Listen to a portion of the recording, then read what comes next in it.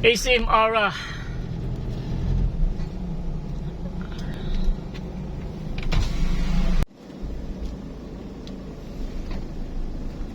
Ngayon mga par, nandito tayo ngayon sa basement. Maghanap tayo ng parking slot dahil nandito tayo ngayon mga par sa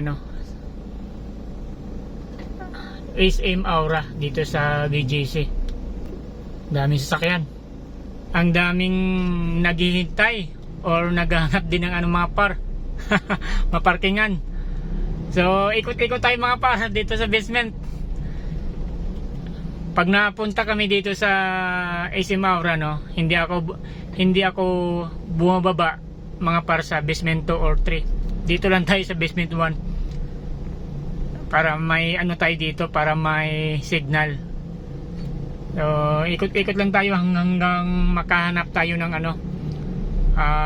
bakante, dahil nga medyo puno talaga mga par, kasi nga may nakapila. Ayan, sa wakas mga par, nakahanap din tayo ng space ng parking lot. So ayan, nakapark tayo. Pupunta tayo sa ground floor ng SM Aura. Siyempre nakaka-boring dito sa parking area dito sa basement 1. So akit tayo para meron tayong makikita mga gandang tanawin doon. Diba?